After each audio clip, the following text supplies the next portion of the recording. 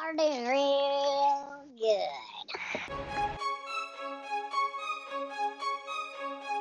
Trash Blood Horrorcast is a mixture of horror movies, spooky stuff, and goofy dipshit comedy. Funny laugh. You've been warned. Demons to some, angels to others. Keep away! The power's mine! You shouldn't have buried me. I'm not dead. Hey everybody, welcome to Trash Blood Horrorcast. I am Zach, and I have a guest co-host today, Madi, my sister, from the exact same mister. Unfortunately. Well, I mean, it's unfortunately that our dad's a prick dick motherfucker, but yeah, it's not unfortunate that it's from the same one. It's just unfortunately it was that one. It's fortunate that we're brother and sister. It's unfortunate our Peepaw Peeps is a dipshit. Happy Father's Day, everybody! Oh yeah, it was just Father's Day. Whoops. Whoa, look, Maddie's in a different spot now. How did that happen? Oh, wow! Magic VidVid. VidVid's short for video. In case you didn't know that. Yeah. Only so real guys, idiot dickheads. Yeah, only real idiot dickheads. That's how you know Maddie's a trash bloody and she knows real idiot dickheads. But if you guys have heard the old Trash Blood show, the first Trash Blood show was just called Trash Blood Podcast. It was a comedy podcast. I had comedians from, around the nation that were touring and whatnot. And she was a co-host on there quite a few times. I don't remember how many times exactly, but if you were in town or around, you were the official co-host of that. And if anybody watching this or listening wants to hear the old episodes of Trash Blood before it was a horror movie podcast, send me a message, I guess, on Trash Blood Horrorcast Facebook page. And I can send you some links because it's private right now because it's on the same account. And I didn't want someone to jump into Trash Blood Horrorcast. I'll start from the beginning and be like, oh, this isn't a horror movie podcast whatsoever at all. So that's why I have them on private. But let me know if you guys want to see that shit. But Maddie, how are you? I'm really fucking bored. No shit. Me too. I've been doing nothing at all. Yeah, I've been staying busy with just projects and just playing music and stuff, but I'm still fucking bored. Not all the time, but at times. Today, for some reason, I was super bored. I think I'm finally to that point where I'm getting stir crazy. I'm pretty introverted now, and I don't really do anything anyways. So I haven't really had a problem staying home during this pandemic shit. But I don't know, this week I'm just fuck, man. It's anything repetitive gets on my nerves, and I don't know, we can't really do anything. Besides, it's very limited what we can do. You can go walking, go hiking, all that good shit. But yeah. So back in the day, like a year you ago, sound old as fuck. Well, yeah, right. Whenever you remember Pokemon Go when it came out? I still play Pokemon Go. So yeah, you could say I remember. Good, because I had a joke where I totally make fun of it. And now that I'm bored in quarantine, or as I call it, borantine. Oh. Right. So today or yesterday, I was trying to find something to do with the kids because they're out of school. And I was like, oh, we could try Pokemon Go. So we've been doing Pokemon Go for the last 2 days. So I'm a goddamn hypocrite, basically. I'm it's so stupid. 2 years later, I got stepkids. Shit. I guess you do play games. Yeah, I guess I do play games. I always say I don't fucking play games unless I'm playing games on my phone. But Maddie, what have you been up to? Do you want to share the good news? Yeah, well, the good news is I'm not dying yet. Yeah, that's very good news. I just got the results that I don't have COVID, so really happy about that. Me too, man. It's you got tested a week ago or something, or was it longer? Last Friday. It hasn't been that long. Oh, okay. It seems like I got forever, sick man. before. See, I started getting sick before I got tested, a few days before. And then I found out some people that I were around were exposed directly to someone who had it. So then I started getting sick, so I panicked and I needed to get tested. So I've been I don't blame doing you. nothing but laying in my bed and watching Netflix and not leaving the apartment and missing the sun. Yeah, I don't do shit, man. It's like I am missing going out to eat, but I've been cooking like crazy. Been making a lot of badass food. I'll boast on myself. I don't give a fuck, man. I've been making awesome ass food. Shit, last time you were down, you had my barbecue street tacos. No, those were I don't like pork chops. I've had maybe 2 pork chops in my life that I've liked, and one of them was yours, and those were the best pork chops I've ever had. Well, it's slathered in barbecue sauce and wrapped in a taco, so it can't be good. I mean, it can't be good. So it can't be good. There's no way it's good. But stop complimenting my cooking. I hate it. Only I can compliment my own cooking. Well, yeah, I'm glad you don't have COVID-19. Like, I think it seemed like a week because, like, I've been fucking worried about you. And, like, I was like, fuck, she got tested, like, 9 years ago. What's going on, you know? It's felt like forever. Just the days are just blurring into each other. And I have no idea, like, not sure what today is. It's probably Wednesday. Today is Wednesday, yeah. See? That's another thing. I have a lot of trouble remembering what day it is now. I could also be your age. Now, do you have to? Oh yeah, cool, fucking cool. Now, do you got the go ahead to go back to work, or when do you go back to work? Yeah, so they're gonna keep me off for the rest of this week, I think, and then they're gonna put me on the schedule for next week. But it was really ambiguous because he was just kind of like, all right, just keep getting better, and we'll see about maybe putting you on the schedule next week. I was like, maybe. Now, do you get paid at all? Like, are they giving you, like, any sort of, like, sick leave or anything like that? Yeah, I'm on paid sick leave right now, but I don't know if it's ending since I got my results. I mean, either way, it's okay. I appreciate it, but... Well, if you have enough sick time, just be like, guys, I'm still sick. I should probably take another 2 weeks off, and you guys just keep giving me money. Yeah, and for real. If I'm still sick, then I'll take another month off. And you guys give me money. Mom. I was like, hey, Mom, would it be bad of me if I, like, really wanted to have COVID so I could, like, get a paid vacation? Because I'm so tired of working every day. Oh, shit. I want COVID so I don't have to work. I'm like, I know I could survive it. I just need a break. Well, you don't have COVID. You have Novid. Shit. I got a drink after that shit. Fuck that. I got to take a drink. No truer thing was ever said. Well, Maddie, I'm glad you're back on here. It's we had a lot of time recording back in the day, back in the day on the original. It has been Trash a while. Blood. Yeah, it's been a long time. I mean, you haven't been on the new Trash Blood Horrorcast since it's been that, so. Not at all. Felt very offended. Well, we barely have guests on, and also I don't like you, so that helps out a lot. Oh no, yeah, I figured. Yeah, you wanted me to have Corona, didn't you? You might as well be our dad. Fuck you. No, well, you might as well be Uncle Pat. Fuck you, Uncle Pat. Oh shit, that's some old Trash Blood humor right there. Eventually, we're gonna go to Thanksgiving. We're gonna pick out one person in our family and yell at them the whole time and insult them for no reason at all. We're just gonna decide randomly.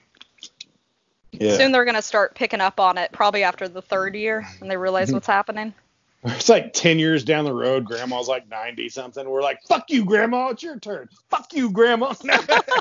Nah, she's the one I would exclude. I'd say fuck you to everybody else, but not Grandma. Not Grandma. Nah. We're lucky to have an awesome grandma, man. Yeah, we really are. Especially with all the old people out there right now that are balls deep in Trump, God. Like, it happens, man. Like a lot of our relatives. Yeah, it sucks, man. Finding out people that you really care about and you've always thought were awesome, like you find out they're a Trump supporter, you're like, what? And I see a lot of those posts going around about how they're like, are you going to unfriend me because we don't agree with something?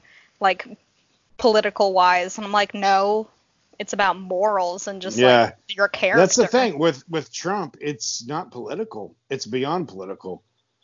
It's, yeah, like you said, it's morals. It's just, he's an evil person. Every day it's something else. He's like, well, do you want to do this now? Like today, he is going to cut off funds to COVID testing. Oh shit, really? I haven't read about that. Yeah. So at first, like last week, he ordered them to be slowed down. Why? And now he's cutting funds from the testing. He's literally he's a fucking mass murderer, but he does it in office.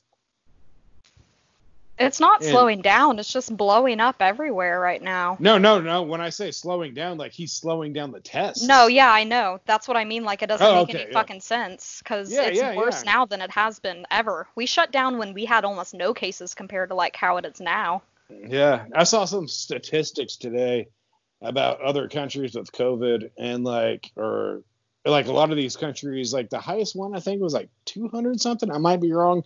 Maybe 500-600. There wasn't anything in the thousands, but it had all these countries and how much or how many people or how many cases there are at the moment. And then right below that was Arizona, 3,500 and something. Arizona alone has more than the entire fucking world. It's fucking ridiculous because we live in a country full of fucking idiots. I don't know. Luckily, there's good people. Yeah, this whole year's been trash, though, and not the good kind of trash. Yeah, I mean, it started off trash, basically. As long as Trump's there, it's trash. And, like, that being said, if you're a Trump supporter and you're watching this, fuck off. Turn the video. You don't deserve to look at our faces. Man, I'm a real political warrior. I really told them. But, so, hey, let's get to... on this show, like we used to do a lot of paranormal stuff and we kind of stopped and we decided we were going to do it every once in a while with people we knew because we've had past experiences with people we don't know. We just met on Facebook and there were some dumb fucking stories. Jeez, I was telling you about it earlier. Guys, there's not an incubus and there's not a succubus. There's no ghost fucking you in your dream and taking your energy. That is not a goddamn thing. Anyways, Maddie, you have some experiences you want to share. Is it in the apartment that you live in now? Yeah, so it's the one I'm in actually right now. Right now as we speak. It's dangerous for me to be discussing this. You understand that? That explains the demon behind you. Yeah. Man, yeah, I mean, it's been kind of some dumb shit too. Like, it's things that almost definitely have another explanation, but it's also been a little too weird for me to just disregard totally, and it still kind of bugs me, you know? Right. Which I think is the difference between me just being scared or something and me being like, oh shit, well maybe this isn't what I think it is. Right. But so, I don't know. So like start from like do you have like an order? Like do you remember what first happened and do you have like an order of like things that happened? Oh yeah. Is it chronological? Would you call it chronological? Man, you're the not so smart one of the family, aren't you? It's okay, I went to college. Chronological. I like that chronological. Where'd I put my stuff? Anyways. So, hold up. There's my weed. Anyways, so yeah, tell us what happened. So, I don't know. We lived here for maybe... I don't believe you. Okay, I'm sorry. Anyway, like I was saying, the succubus first entered my dreams in 1922. Way before I was born, I was having dream sex with spirits. That's how cool I am, just so you know. But, yeah, we lived here probably for, I'd like to say, a year before I noticed anything happening. I never really felt weird in the apartment, which is kind of strange, because usually when you're in a new place, you're kind of weirded out anyway. Just because you're not used to it and you're kind of like, what's going on here? So you're easily like susceptible to. I agree. Like anytime I move into a new place, like at least like not moving in with somebody, like that first week, I'm kind of like, like looking around, wondering if there's something there. Oh yeah, because you don't know it. It's all like strange and unfamiliar. So much of a ghost nerd I am. Like it's like, oh, No one's living here, but I am. Where the ghost? So, anyways, so it was a year until something happened. Yeah, probably a good year. But like I said, I always felt comfortable. And here I've never felt weird like I have in other places. Right. But it started before I noticed anything happening to the apartment. It started like inside me. I started having really bad nightmares. Yeah. Which I have nightmares all the time. I have more nightmares than I do dreams. That's how it's been like my entire life. I don't know why. Yeah. But I just don't really have good dreams, but they started getting worse. So when you say that, so it started getting worse when you were here? Yeah. At your place? Okay. That Like, they're answers my pretty question. consistent, but they started getting worse about a year after we were in here. It just, week after week, they were, like, waking me up at night, and I was crying and just confused. Jesus. And so I started having night terrors again and sleep paralysis. And it started happening very frequently. Like, it happened to me twice in one night once, and it was just paralyzing, and I couldn't stop looking at our closet in front of me right now, and it's it's like the entire wall, and it's a sliding closet. That takes me back to our childhood house, or I guess it's more like my childhood house. You only lived there a few years, but the house I grew up in that we've talked about on here several times. Yeah. But that's the only place I've really had sleep paralysis. Like, I had it one other time somewhere else, but just once. But like that house in particular, it's so many times. I'd be wide. It wasn't just like sleep paralysis as in I might be awake, I might be asleep. I remember clearly being awake and being like, oh yeah, and I just can't move. And like, what gets me out of it is like I have to finally be like, and just kind of force it out of me. And once you move, it's like everything's back to normal. It's so fucking weird. No, it's like I've got sleep paralysis like every now and then for a few years now. Mm-hmm. But it started happening like all the time, because before I'd like have it for like a week or two, and then it would go away for a while, and then it would come back.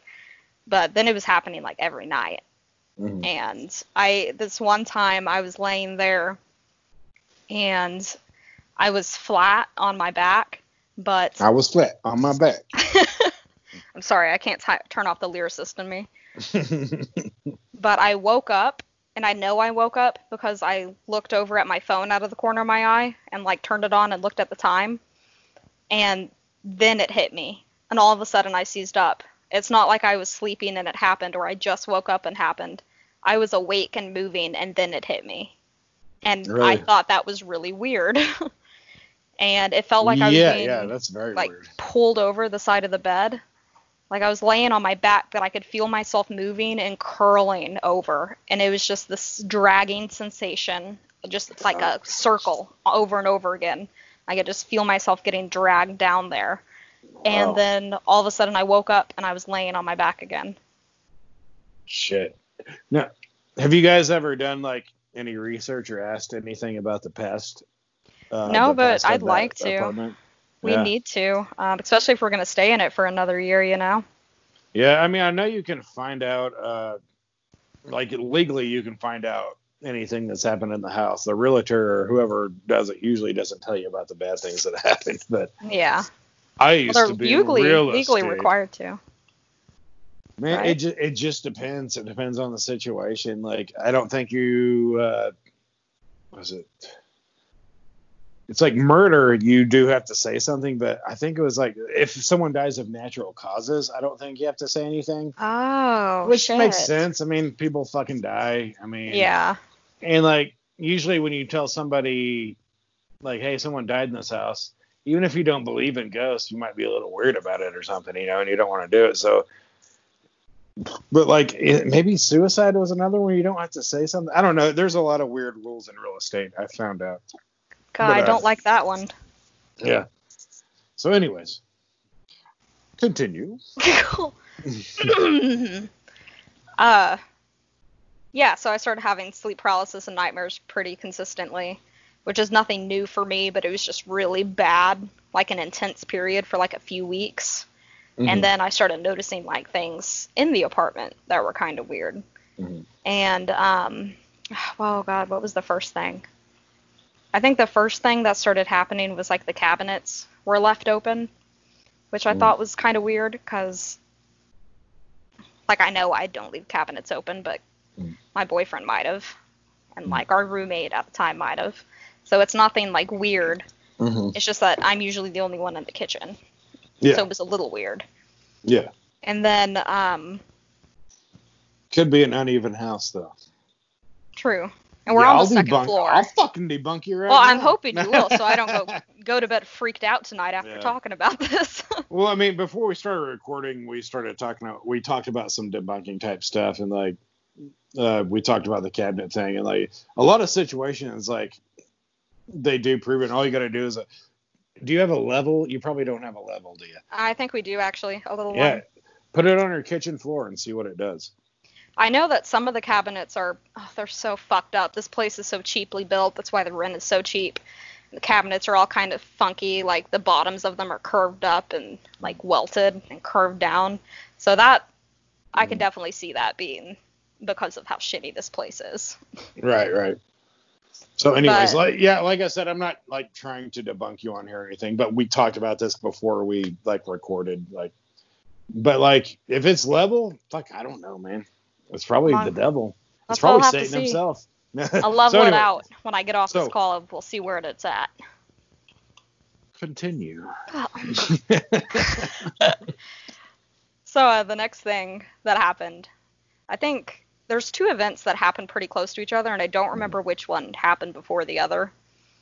But I think it was our stove that happened next. Me and my boyfriend were in our room and laying down. I think we were watching Netflix or talking or something. And from in the kitchen, we just heard like this loud crash.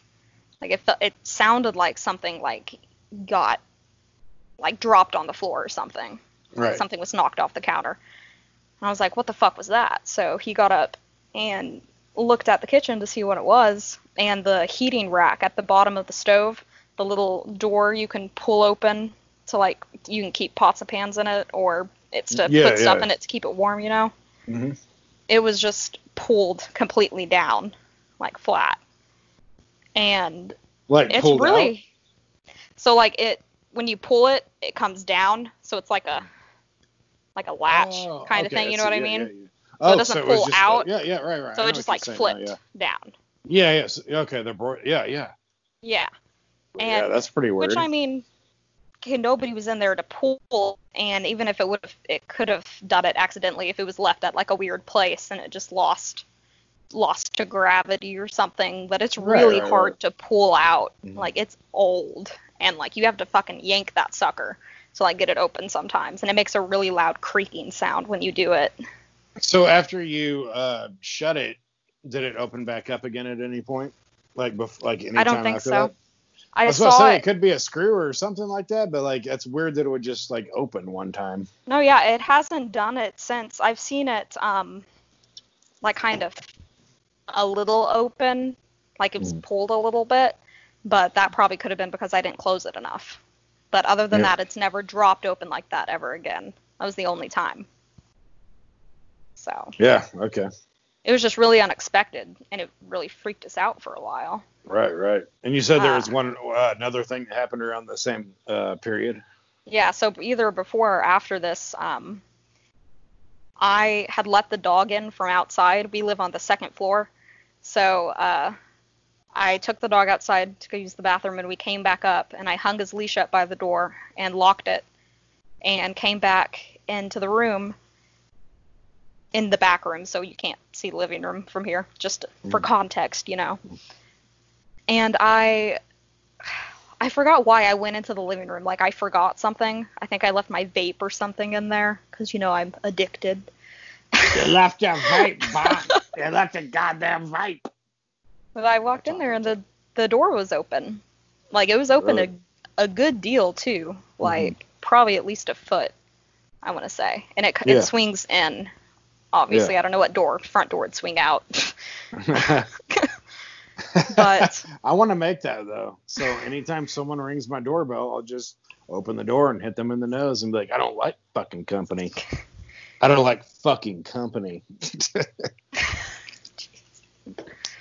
Continue. Yeah, but it's just, I specifically remember locking that door, man. Mm-hmm. Because I'm really paranoid. Like, I get Yeah. anxious like a motherfucker. I don't like messing with people. I don't like talking to people. I Right. like to be enclosed where I know I'm safe and I don't have to fuck with other people. Yeah. And I always lock the door. Because it's one of my, like, pet peeves. Like, it scares me. Like, anything could happen. Always late at fucking night, I'll just be like, did you lock the door? Can you go check? Was there anything, like, missing after the door was open or anything like that? So you don't think it was, like, a break-in or No. anything? See, I walked out there literally not, like, a few minutes after I came in. Like, it hadn't been that long either. And I didn't hear anything else. And the dog wasn't barking. Because if somebody came in, like, Yeah, Hades the dog. he would lose his shit. Oh, yeah, that's how Little Man is. Like, the other dogs don't really bark that much, but, like, Little Man is on it. Like, if someone, like, if I can go outside for 5 minutes and come back in, Little Man's like, holy shit. Mm-hmm. Which is the cool thing about dogs, just in case it is something paranormal. He'll tell me. Yeah. So, let's get to some of your other experiences.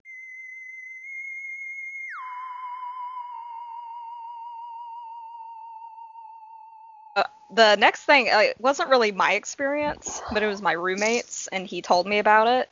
Yeah. Which is cool because other people are seeing shit too. So maybe I'm like, I don't know, maybe it's not just me being crazy. Well, it's always good when there's a reassurance, because I've been in the same situation when me and Cooper seen the ghost at Summit Cemetery. We both saw the exact same thing and confirmed it. So it's good to know you're not crazy. No, it's a relief. But I've never experienced the thing he said he did because he was here alone. I think me and my boyfriend were both at work. And he texted me. He said, hey, are you guys here? Are you home? I was like, no, I'm at work. We've been at work for hours. And he said he kept hearing the microwave, like, beep, like somebody was putting the time in. And he'd go in there, and nobody would be in there, not messing with the microwave. Yeah. But he said he kept hearing the microwave buttons beep. And I'm like, well, I don't know what to tell you. I'm not there. It could have been something else, and you just thought it was the microwave beeping, you know? Yeah. Or it could be an electrical problem, too. Oh, yeah. So. Did that happen to you as well? Mm-mm. No? I haven't heard anything. I've had one, like, audio kind of thing happen, and that happened not that long ago, and I haven't even told you about it, actually. Oh, okay. But the things that happened after that, like, is kind of like a persistent thing. Like, it was happening in between and after, like, all of this happening, where it just... we would see people, like, go out of the corner of our eyes. Mm-hmm. Like, one time, Kyle sweared that I walked into the bathroom, like, he saw me go in there, and I was talking to him, and I absolutely did not. I was in the living room. And, like, I've seen him pass by through, and I thought he went into our room, and he wasn't in there. Oh, that's weird. Like, when stuff like that happens, it almost makes me wonder about, like, alternate dimensions. Is that what it's called? No, yeah, like, that's right. Yeah, like, because, I mean, that's a theory that's out there, that there's different, like, planes of existence, and, like, it could be maybe even the same people, and, like, they kind of, like, connect sometime, you know? It could be another alternate reality or existence or universe or whatever, and, like, maybe you see something from that just for a second, and then it's gone. Yeah, you know? It's just like a glimpse into another world. But I think don't eventually, like, as long as the world doesn't end by Trump and all that shit, I think we'll eventually have more scientific, like, answers for everything. Like, in this area, because, like I've said on the show before, I think, like, every single ghost experience, I know every ghost experience, there is a scientific explanation, but we have no idea what it is, so we slap it in the book as ghost. Yeah. It's almost like that's a scientific term. Like, there's, like, so many things I've had and you've had happen that we can't explain, so it's like, well, that's just going to go in the ghost book. And, like, I've never thought, I was like, well, it's because she was murdered 46 years ago when she cursed her grandpa's ankles. But you never know. I mean, there might be some weird shit. There might be reasons like that, too. It's just, like, that's all, I guess, the fun part of the mystery. I mean, it's all unexplained, but that doesn't mean that it can't be explained. It just means Yeah, currently our perception of it, it's yeah. it's limited, you know? We haven't evolved to that point, or we don't have the technology. A bug just landed on my head. But yeah, we haven't evolved to that point with technology, or like just our minds, I guess. We just don't know how to conceive it yet. Oh, yeah. So like there's so many things that happens, like, well, it's a ghost because that's what we call it right now, you know? Mm-hmm. But and this next thing that happened, it got me thinking a lot about things like that, about how I try to go through like every explanation that I could have, and I still can't figure out what it was, and it bugs me because this was probably, I want to say, a month ago, and me and my boyfriend were laying in bed, and it was really late at night, and we heard like knocking or thumping on the wall behind us, and this wall right here is it's concrete. Yeah. Which it's like I was about to say, is there neighbors on that side? But yeah, that's pretty goddamn concrete. No, we do have neighbors over there, and I know their bedroom has to be right there. But this is like did it sound pure like something concrete. just like so it wasn't like a pounding, it was more like a knocking? Oh no, it was a very specific like 3 thing. It did it 3 times. It would be like, it sounded like that, but it sounded like it was inside the wall. Like, it didn't sound like somebody tapping on concrete with something like this wall would be. It sounded like it was in the wall. Like when you drop a ball and it kind of has that first like big one, and then it comes down a little lower so it hits and hits. And it would just do that over and over again, but it wasn't exactly rhythmic. Like, it was off. Like, it would do the 3 times, and then it would wait and do it again, and then it would be like a longer time, and then it would do it again, then again and again and again, then it would be a long time. Yeah. Like, there wasn't really a rhyme or a reason for what it was doing, and I thought it was just happening that night, so maybe the neighbor was doing some, like, weird shit at 3, 4 in the morning, because it was late at night that they possibly couldn't have woken up from, or they were still awake doing some... Yeah. I have no fucking idea. Right. But it wasn't just that night. It kept happening for like the next few days after that, and it would just be random. Like, we'd hear it once, and I wouldn't hear it for hours, and then it would happen again. And then it just stopped one day, and it hasn't happened again. Right on. But it sounds like it's right behind me. Like, when I was laying in bed, it was startling because it sounded like it was in the wall right behind me in my head. Yeah. Like. Yeah, it might be a critter, though. It might be a critter. That's an Arkansas thing to say. It might be a critter. That's what we were talking about. We were like, maybe something like got into the wall and it like died, and that's why we're not hearing it anymore. But it was so rhythmic. Like, it was just the same sound over and over again in a very specific pattern. So I was like, that's a common is that an thing. animal? Like, I mean, that's a common thing. Like, in like the animal world, there's like certain like, maybe not necessarily, not just rhythmic rhythm stuff, but like there's certain stuff that animals do, and it's like as a rhythm, or it's repetitive, and they always do it. And like, I wonder if there's like a mouse or like something in the wall, or something like, I'm gonna dig here 3 times, move over, I'm gonna pick up my part of whatever I carried for a nest, bring it over here, bury it again. Yeah, but maybe it wasn't. Maybe it was a spooky dum-dum. Have you ever heard like a woodpecker, like on the side of a house? Right. Like like it's like deep, like it's like a deep thumping. Deep thumping. Deep thumping. Rated R. But that's kind of what it sounded like, but it was more like contained. Like, it sounded like this concrete wall was hollow. Really? It sounded like it was like no space, like there was space in there, and there's not. Right. I don't know. It was just weird. Like, I tried, I thought about everything that it possibly could have been, and like, I just can't pinpoint exactly what it is that I'm hearing.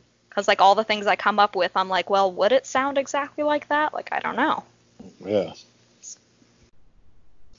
I don't know. And the weird thing is, it's a knocking too. Is I was like, man. See, Maddie, what's going on is you have a ghost inside of your walls, or a mummy, possibly a pirate ship. God, I'm hoping for the pirate ship. I think you got a pirate ship haunted by 80s style crystals. It's a pirate stomping on his stomp, just kicking out the wall, trying to get in. That's kind of a shout out to my other show, Distant Uncles. But hey guys, I got a show with Ray Porter, a comedian in Arkansas, a good friend of mine, called Distant Uncles. We make really weird, goofy videos. Go on Facebook. It's called Distant Uncles with Ray Porter and Zach Slusher. Bam, there's a plug. So anyways, Maddie, continue. That was the last thing that really happened. Oh, was it? Like lately, because that happened not that long ago. All that other stuff happened. I think I remember another story you told me. Wasn't there something with like some boxes being moved or something like that, like from behind the couch? Oh or some shit! I totally forgot about that happening. You're right. I can't believe I forgot about that. Yeah. So we're hoarders, or I'm a hoarder. It's hard for me to throw shit away. So I like keeping boxes, like the boxes we used to move in, because just in case we need them again, you know? You never know when you need a good box. No, yeah. Really? No, you're totally right about that for sure. Oh, yeah. Like, it's just been a habit of mine. I have about 20 of them under the bed right now, just chilling. You never know. But we kept a lot of the cardboard boxes pressed up in between our little love seat and our, what would that be called? The table that's small. The end table? Yeah, like an end table. I have no idea. But they're both heavy. Like our little end table, it's made of wood and glass, so it's pretty like hefty, and it's like into the carpet pretty good. It's been sitting there a while. And the couch was pressed up between two of them, just as tight as can be. We had some boxes in between the couch and one of the end tables because we didn't really have anywhere else to put it.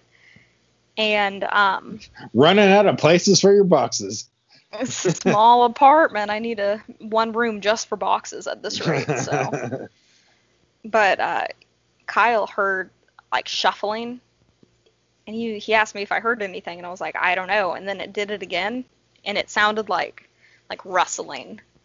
Like I didn't know it at the time, but it sounded like what it feels like when you're like sliding across the couch with like your hand or like a piece of paper. Because it's like a stitchy kind of couch. Like it's old, it's disgusting. It has like flowers over it, you know. It's that old antique couch. It's a very specific like feel to it and smell. Yeah. But we walked out there just to see if the dog was like getting into something or whatever was happening. And 3 or 4 of those boxes were pulled completely out and leaning against the couch. Oh, that's weird as shit. And we were both in the room, and I don't remember where the dog was exactly. But like he wasn't in there. Yeah. And they were really wedged up in there. Like there was like 10 like really stacked really tight. Like you have to yank those suckers to get them out because I had so many wedged where there wasn't really room for them to be shoved. Yeah. But they were completely pulled out, and some of them were like resting against the couch, and the others you would see were just like hanging halfway out. Like they'd just been moved. That's so weird, yeah. And like we haven't messed with those boxes since we moved in. Yeah. Like they've been in that couch for a fucking while. Yeah, I think out of all the things you've shared, I think that's the one, in my opinion, that's the weirdest, especially since they're just like, so like they're in there and stuck and they've been there for a while. Like something had to like pull it out. Oh, yeah. But yeah, that's super weird. No, that one freaked me out for like a good minute. Like I didn't want to be alone. Like everywhere Kyle went, I went because I was afraid to be alone just because I don't know. I love this shit. I love paranormal stuff. I love horror shit, but I get spooked like really easily. Yeah. And especially if it's something that you don't have an explanation for, like something that's weird, it's going to freak you out even more because your brain doesn't know where to go right there. You're like, this is happening, but I don't know why, you know? You go into full on panic mode. Yeah. Like, you remember my buddy Randy, right? Yeah. He's like my oldest, like best friend and whatever. And he, what was I saying? I like brought up Randy and I forgot what I was talking about. What were we talking about right before that? What a fucking idiot. Oh my god, I'm stupid as fuck. After I had the boxes? Yeah. I had something to go along with, like, do you remember my friend Randy? But now I don't remember what I was going to say. Holy shit. You just wanted to check to make sure I still remembered him. I see. Okay, now I remember. God damn. Maybe it's these natural light seltzers that are Catalina wine mixer. Ooh. This is the third episode in a row that I've drank natural light products on here. This is the one I drank last time. You just leave them out there like you're collecting them? Well, the last Trash Blood, I wanted Tweaker Energy as a sponsor, but I didn't get that. So maybe Natty Light will do it. But anyways, me and Randy, like, there was a few places like we moved into, or a couple places, and like we're always like, man, I hope this place is haunted. Like, that was our first thought. I was like, man, that'd be so awesome. This place is haunted. But after a while, it probably wouldn't be. No. Like, the idea of it is nice, but I feel like every time I'm put into an actual situation like that, I'm like, yeah, I changed my mind. Like, this isn't cool. Like, I like it from a distance. Yeah, I mean, not only is it like you don't know what it is, it's creepy, and it could give you like an anxiety too because you don't know what it is. So. Oh yeah, and I'm anxious enough as it is. Yeah. Like, constantly. Right. But well, awesome. Awesome. So yeah, thanks for sharing that. Yeah. Yeah. So I guess you haven't had anything happen in a while, though. You said, right? No, the last thing was the knocking, and that happened just about a month ago. Before that, nothing happened for like a good, like 5 or 6 months, I want to say. Like, it was a long period where just nothing was happening. Yeah. So I don't know. Yeah. Fucking A, man. I think I'm just fucking paranoid. Yeah, but I don't know. Like, you guys both thinking you saw each other, that's a really weird part, too. That's probably creepier than the boxes, but the boxes things creeps me out because, like, there's a lot of physicality to it. Like, you have to really pull them out of there, and then, like... Oh, yeah. Like, the ghost, just put them on the chairs. That's all I got. I'm going to put them here on the couch. I can't take it any further. Maybe it was a ghost trying to move, and he knew you had all the boxes. I caught him before he could take them all. Yeah. I don't know, but like, that's just weird, though. The other things, like, I can explain, and like, I feel like everybody sees shadows. I feel like that's a really common thing. Like, before, when we were Skyping, I saw, before Kyle got home, my door was open more and the light was shining on it, and I saw something like pass in the light, like it was coming from the bathroom. Yeah. But like, I see that shit all the time, and I'm like, maybe it was my hair moving in like a weird way. Or, yeah. Right. I don't know. I was playing those tricks. I was playing those tricks, girl. It's our favorite thing to do. Awesome. So, since this is a horror movie podcast, let's get to the horror movie part. Oh, yeah. You want to do that? So, I'm so ready. You're so ready. You're so ready. So, we're going to talk about, in my opinion, it's probably my second favorite vampire movie of all time, under Bram Stoker's Dracula. That's my favorite one. I think I saw Bram Stoker's Dracula in theater. I think it was with Dad. I don't think Mom was there. Correct me if I'm wrong, Mom. She's gonna watch this. Correct me if I'm wrong, Mom. Correct me if I'm wrong, Mom. Like, that was before I was born. I don't know. She might have been there. I can't remember. But I remember seeing it in the theaters, and I remember getting super excited when they showed boobs. I was like, oh, I'm going to rated R movie. And like, oh, no way, boobs. I was like 11 years old. I was like, fucking boobs. Can you believe this shit? They are real. I've heard about it forever. But, you know. The legends are true. The legends are true. The tits are alive. Or undead. But that's my favorite vampire movie. But my second definitely is what we're going to talk about today, and is From Dusk Till Dawn.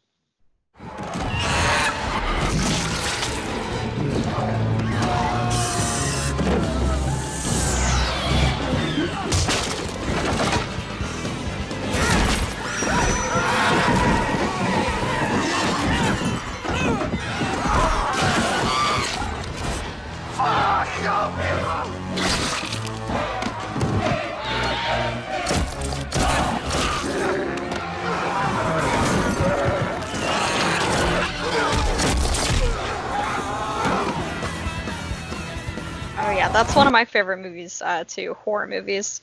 I don't know if I have a favorite vampire movie. Mhm. I don't really like separate out all the horror movies I watch into like different genres, even though they Right. belong to them. Yeah, They're yeah. just, I just like them all. Right, right. Yeah, I usually kind of lump them together in like horror movies, but like that's Bram Stoker's Dracula is just that one that's like really always stuck out to me. But our mom's favorite horror movie is From Dusk Till Dawn. So like it's like a Oh, yeah. yeah, we all have good taste. Good taste. She was the first person I watched this movie with. So. Oh, nice. So yeah, so From Dusk Till Dawn, if you guys haven't seen it, like it's in 1996. There's a good chance if you're watching a horror movie podcast, you have seen it. But like as we say in every Spoiler episode, alert. there will be spoiler alerts, or as we call them, spoiler alerts. Spoiler alerts. So yeah, I strongly suggest watching this movie first if you haven't.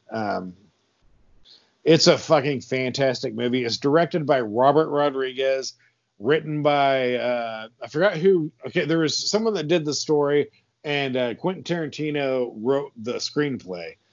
And you can tell that he definitely put his extra stuff into it. Because I don't know if you know this, but Quentin Tarantino is a foot fetish.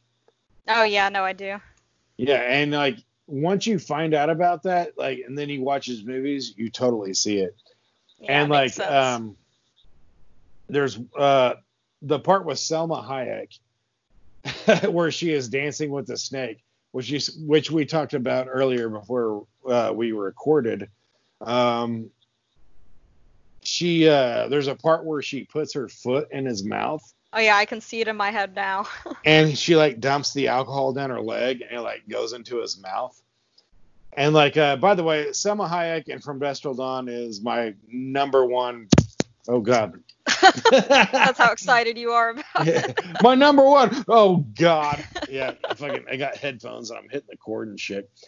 But like yeah, she's my number one celebrity crush, like especially in that era. Like Selma Hayek is Oh, yeah. in that movie right there is the hottest woman on planet Earth.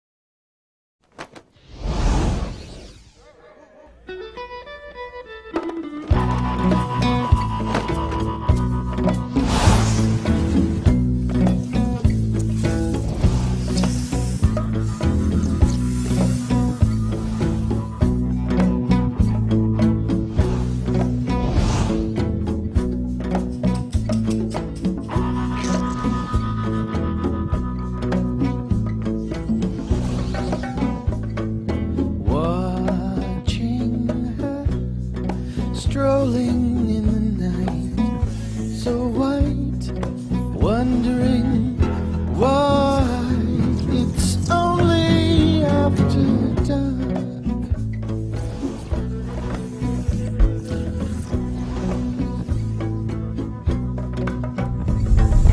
In her eyes, a distant firelight burns bright, wondering why it's only after dawn.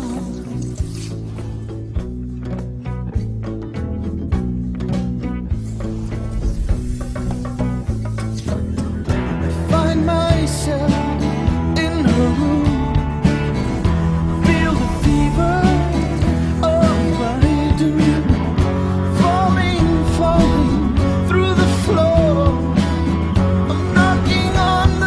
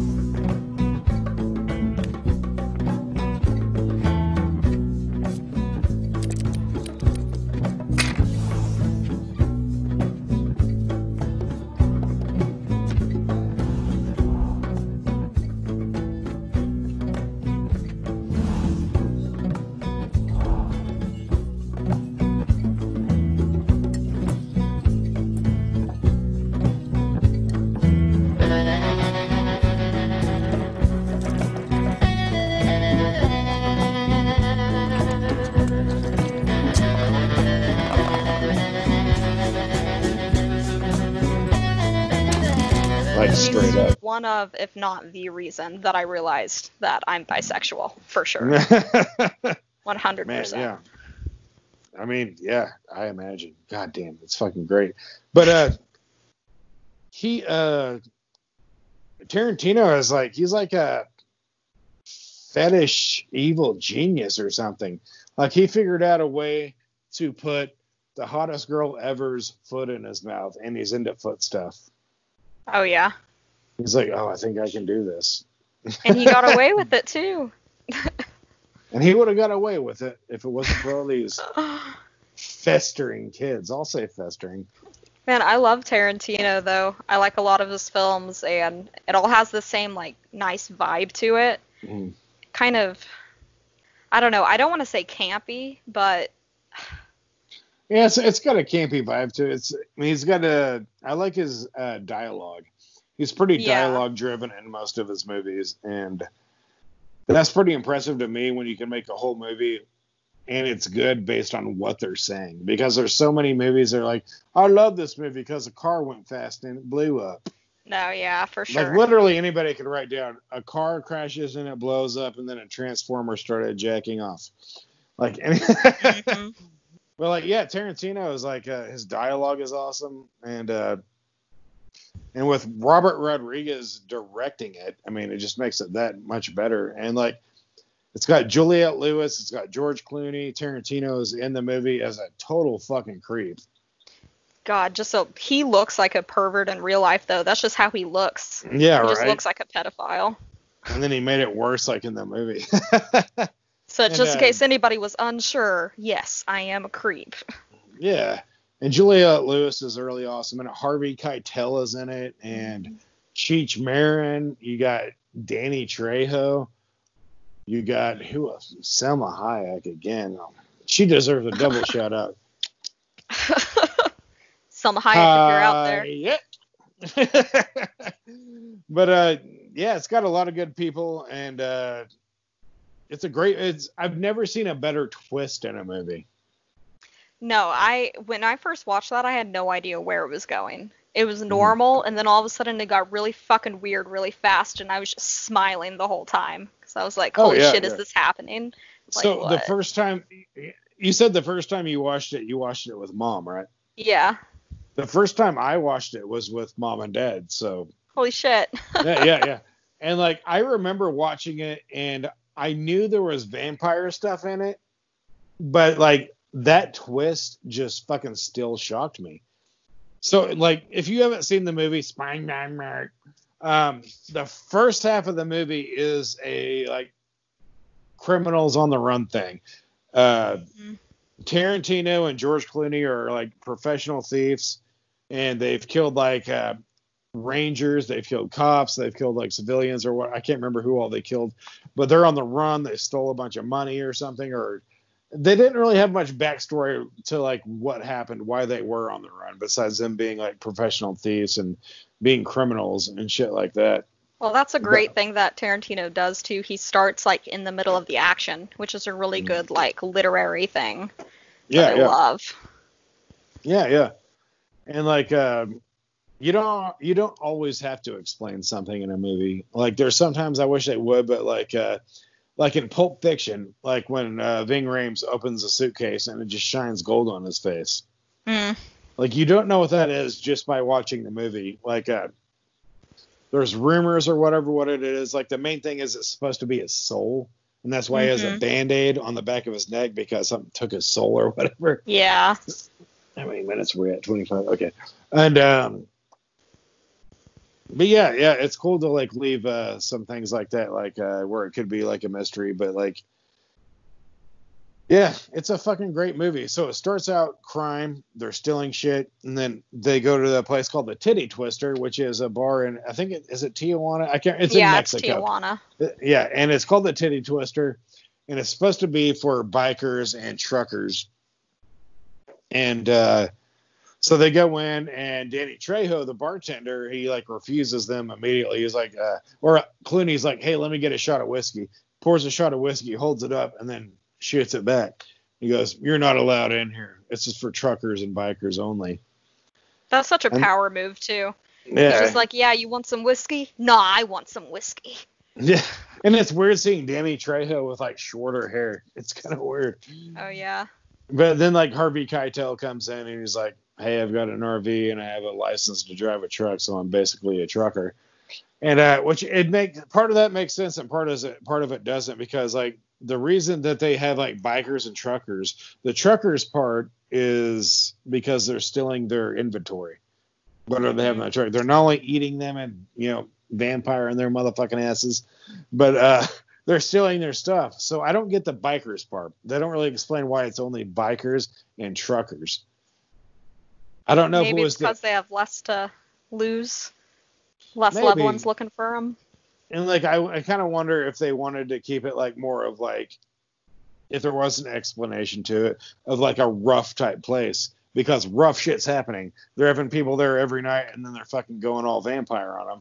So like if maybe somebody hears like, yeah, someone got murdered up there, it's like, oh yeah, it's because there's just bikers and truckers at the Titty Twister. It's a good cover. Say, I'm going deep into From Dusk Till Dawn. Maybe they just like the taste of trucker meat, biker boy meat. Trucker boy and biker boy meat. Gross. They taste different than the rest of them. Yeah. But I one thing I really like about this movie is the special effects. They use CG like when they transform into a vampire, like their face kind of morphs. Mm-hmm. But like when they're a vampire, it's that elbow grease, like handcrafted special effects. And that's my favorite part of like certain types of horror movies. Like I like all types of horror movies. I like possession movies and like ghost movies and shit.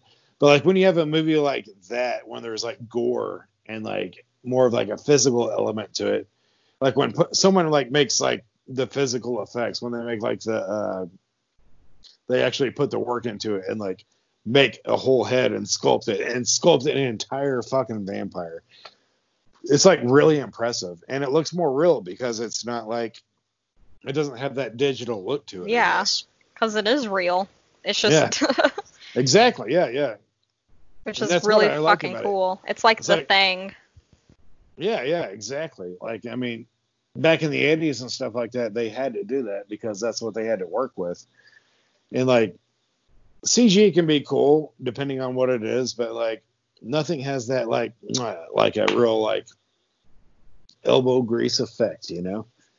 But, They look nasty as shit too. Like they were. Yeah. I like that kind of vampire that they just look like animalistic, just brutal. Yeah, they look weird as shit, and they all look different too. Like none of the vampires look the same. They had kind of like their own look to it, which took a lot of fucking work to make happen.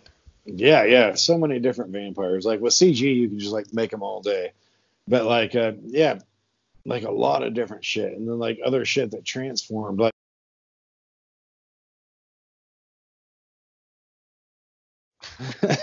Grandma caught me in the twist. She damn old caught me in the twist. It sounds like a disease. I wouldn't be telling people you got the twist from Grandma. So yeah, there is several different type of vampires, and there was one vampire in there that reminded me of Bram Stoker's Dracula, the movie that I keep verbally jacking off to. But there was a vampire that was hanging upside down. It had like a bat-like face and wings and like that. And it reminded me a lot of like Dracula when he did that, except for when he came down, he was like on hoofs and he was huge and green. Go watch Bram Stoker's Dracula. Fucking Jesus. It's so good. But yeah, different types of vampires. That was cool. They got creative with it. Like they used super soakers and water balloons and like had it blessed by Harvey Keitel's character, who was a pastor, preacher, minister, whatever he was. And but yeah, he gave up on that I guess when his wife died, and like him and his kids are going on a road trip. So we go back to the beginning of the movie, or no, I guess this is about the middle of the movie, before they or before the middle, something or other, but a little before the middle. Yeah. So like they're called the Gecko Brothers. That's their name. And at the very beginning, they like blow a cop's brains out in a gas station. You know what I'm talking about. You've seen it. But like they get across Texas, they get away with killing all these people. They get to Mexico, they go to the Titty Twister, vampires galore, and Selma fucking Hayek. Shout out 3 times. Rub your belly too. Rub your belly too. Rub your belly too. Rub your belly too. But but yeah. So pretty much everybody gets killed except for George Clooney and Juliette Lewis. The rest of the cast is dead. The end of the movie, like Juliette Lewis is just left without a family. She's like sitting there, like, well, hey, can I go with you on your criminal escapades? And he's like, no. Nah.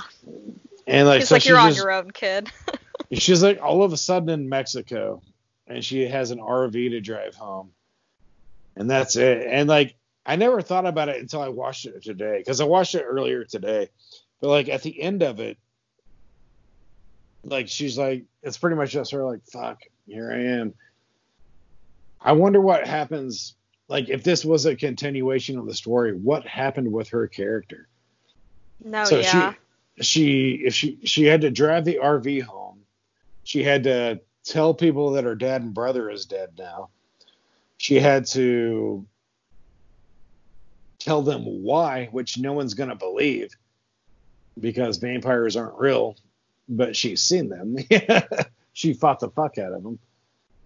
And like, yeah, I wonder where, like, if there was another movie, what would happen to that character? It would almost be interesting to see a movie based on her, like her mental health after all this. Yeah, I was gonna say, like, I think honestly it would depend on how she processes all of that happening on like the drive back. If she decides to tell people and how adamant she's going to be about telling people, and if she's gonna be so persistent that she gets like thrown into a mental asylum because she won't let it go, or if she gets somebody to believe her and like they're like, okay, we believe you, let's go check it out, and then it fucking slaughters like all over again, or yeah, which or I mean, like, they're probably still there. yeah, probably. Well, They're not there is a part 2 eradicated. and 3. Well, I but don't. yeah, fuck part 2 and 3. It's like B movie shit. Like someone else made it and whatever. The first one's the only important one. But like, I think she would like maybe she would be like, well, no one's gonna believe this vampire shit because why would they? So I'll just tell them that my family got killed in Mexico. And like she'd have to have a story about that, and then she would have to probably pass a lie detector test and like, no, I didn't kill my family. Like, it'd be interesting to see a movie without even vampires in it, just to see the aftermath of her life, like what happens next, you know? That would be fucking traumatizing. Can you imagine being in her shoes at that initial moment, though? Like, you were going on vacation, these fucking robbers kidnap you, you go into a bar, vampires turn and kill everyone you love, and then the one guy that you've bonded with and that is an adult that's nearby is like, nah, I gotta set you free here, I'm just gonna leave you alone where you don't know where you are in the middle of Mexico, and I'm just gonna fuck off. Like, good luck, kid, figure it out. Like, yeah. I don't know what I'd do if I was in that situation. I'd just like sit there like, well, what the fuck am I supposed to do with all this information? Like, yeah, right. But yeah, seriously, best twist in a movie though. Like, even when I knew it was a vampire movie, like, it's like, whoa, what's going on? And I'll never forget showing my friend Brad the movie. He never heard of it. And like, we were watching it on the computer, and like when it got to that part, I was just like watching him, like, here we go. And he's like, what the fuck? What the fuck? He like had no idea this was gonna happen, man. it just comes out of nowhere. Like, if you don't read up on it like before, and you're just newly introduced to it, you're like, oh, here's a movie. It has George Clooney in it. Like, I'll watch it, I guess. Yeah, right. Clooney like, Dog's in it. It's just fucking, like, it comes out of nowhere, too. Like, everything's fine, and then all of a sudden, like, this bitch is transforming into a fucking vampire. Like, yeah, right. Like, she's and hot, like, her titties are my face, now she's a vampire. Like, I had her foot in my mouth because I'm Tarantino. his death, though, Richie's death, that It was honestly a little emotional. Yeah, Like, she even though he's a fucking creep. Yeah, I didn't find it emotional because of he's such a fucking creep. But like, I guess like I could see that with Clooney. Like even though Clooney's like a terrible guy, he like actually cares for his brother and he like knows that he's mentally fucked up. Yeah. But he's still a terrible fucking person. Well, it doesn't change the fact that he's a terrible person, but. Yeah. And guys, there's so much more to this movie we're not talking about because, like we said before, we're not gonna like describe the entire movie. And yeah, you should watch it. There's some like you go watch it for certain reasons, like Tarantino's character. Oh yeah. He is a total fucking rapey creep motherfucker. And like I don't like movies with rape in it and shit. It doesn't show him rape anybody. It doesn't do that. But he like they have a hostage and they're in the hotel room and Clooney leaves to get burgers, comes back and like he's murdered her and raped her and shit like that. It doesn't show anything, but like But you know what happened. Yeah, he's just a fucking creepy motherfucker. But yeah, and yeah, lots of good death scenes, lots of good special effects. You might not know this, but we do a spooky boy rating. Have you heard of the spooky boy rating? I have. Yeah. Okay. Oh, I know the spooky boy rating. Oh, I know the spooky boy rating. But, I go off on ghosts often. But we do a spooky boy rating 1 through 10 every episode, and I'm giving it a 9.5. I was giving it a 10 earlier today when I was watching it, but I think I'm going with a 9.5 based on like two like little weird things. But the movie is seriously really fun. It's a fun movie. It's fucked up, but it's fun to watch. You have a good time watching it. But the two things that like took away that 0.5 was I guess they kill all the vampires that are in the titty twister when shit goes down. Because after Selma Hayek's dance, like the bodyguards and Cheech Marin come up to her, or not bodyguards, bouncers, and they try to kick him out, and then shit goes down, and then they all of a sudden turn into vampires. But there's after they destroy all those dudes, like they hear bats on the outside. There's like so tons of vampires are surrounding, and they're coming in, and they don't get let in until Sex Machine, which is Tom Savini's character. Legendary like special effects makeup artist from horror movies, Tom Savini.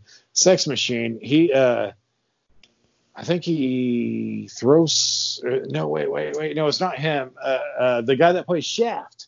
I forget his name, the actor's name. But he throws somebody through like the wall and the wall breaks or a door, the wood breaks, and then all the bats come in and then they turn into vampires. And the part I didn't get about that was like they could have all just like turned into vampires outside and they just like broke the fucking wall down or broke the doors down. Yeah. Like, I don't know what was limiting then. It's like, well, we're outside, so we got to be bats. We just got to be bats, you know? It's in the script, man. Yeah. Sorry, it's in the script. We got to be bats. And especially the sheer amount of them, too. Like, the amount of bats compared to how many vampires, like, not even close. But it was awesome when they came in, though, and, like, that's, like, when all the vampires were in, like, that true hideous form. Because, like, in the beginning, when they're fighting them at first, it's like most of them are like, I got fangs and my face is weird. And, like, there was, like, one or two that were, like, all out. Like when you see the vampires in this part, when the bats come in, they're, like, full body special effects, like claws on their feet and hands, lumpy, weird bodies, just, like, straight up, like, really fucked up dudes. Yeah, and it reminded me of, like, Demon Knight, Tales from the Crypt Demon Knight. It was like that. Oh, okay.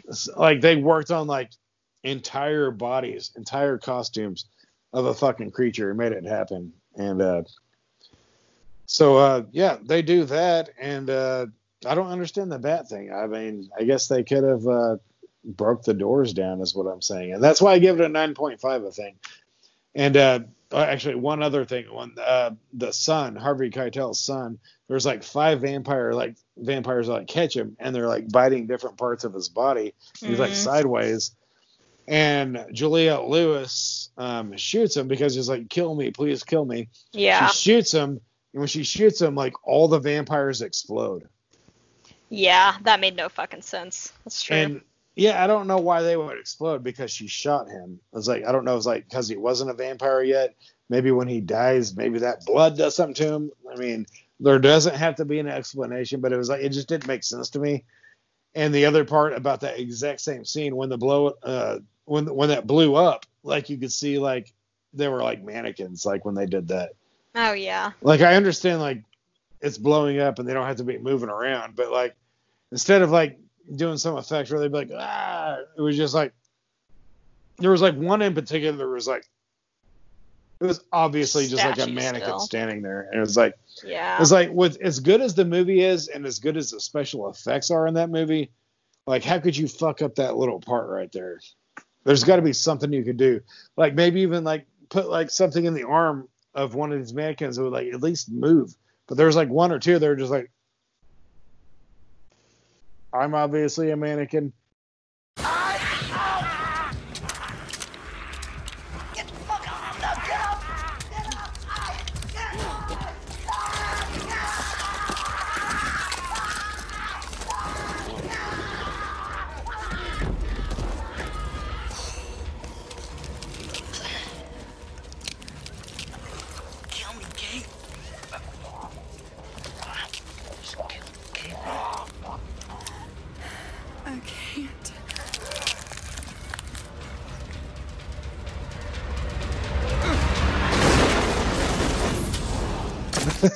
But that's the only reason I give it a 9.5. And I feel like it would have been a little better if they would have had like a bigger budget, because I know this was like a. They had a pretty good budget, like back in they? 1990. Yeah, I mean that was in 1996, and the effects they did in that movie, like that's a big budget right there. And they had George Clooney, they had Juliette Lewis, they had Harvey Keitel, they had Quentin Tarantino, they had Shaft. It had a lot of good actors in it. That was George Clooney's first Hollywood film, though, and that was Tarantino's like first like script he was paid for. Okay. Like it was in the beginning. And like I didn't think about it until today, but like he wrote the movie, but he also wrote Natural Born Killers, directed by Oliver Stone, and Juliette Lewis is in that as well. Which is why she's in this movie, because they're friends. Yeah, from that movie. Yeah. But, which I love that about films that have a lot of like the same people work in the same films together. Yeah, I think it's kind of cool. Yeah. But I think they actually had a really big budget because, like, I mean, with those effects in 1996. Yeah, that's true.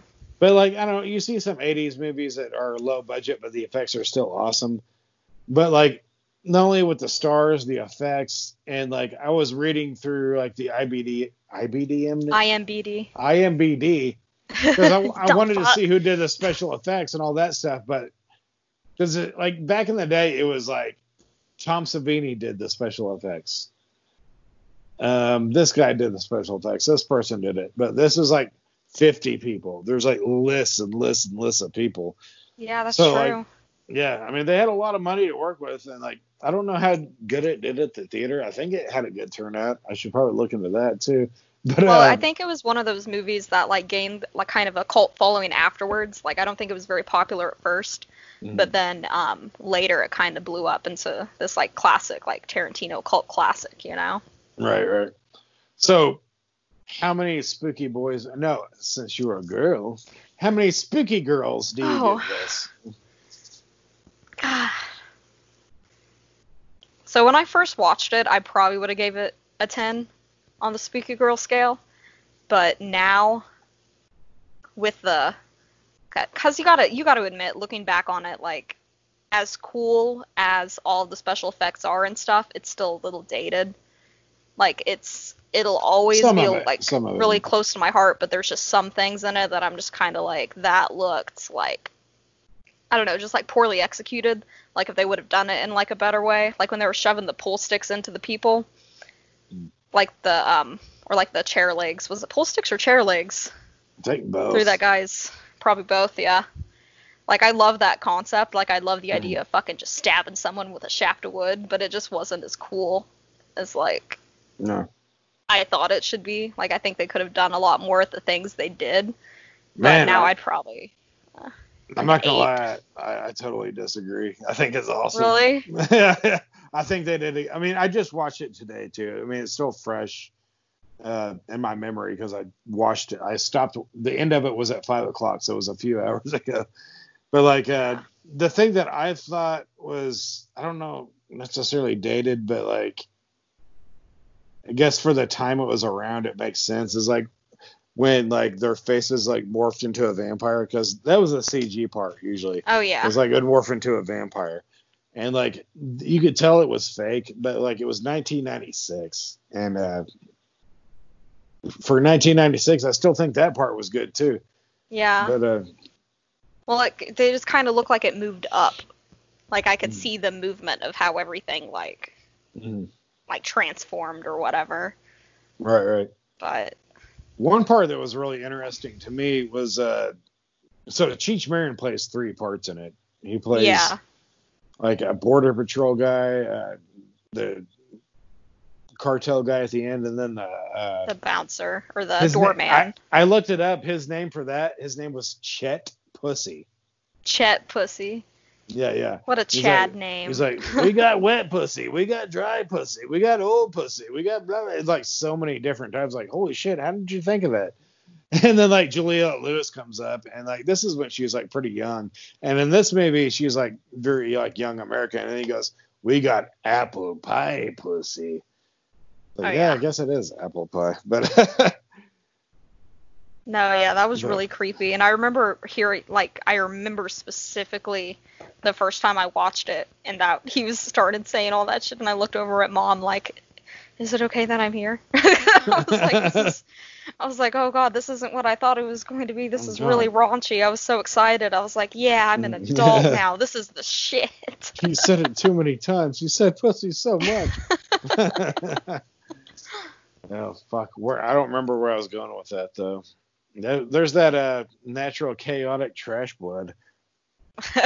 It's like we start talking about something, it goes into something else, and I forgot what I was talking about in the first place. You know, I'll give it another watch. Cheech Marin. That's what we're talking about.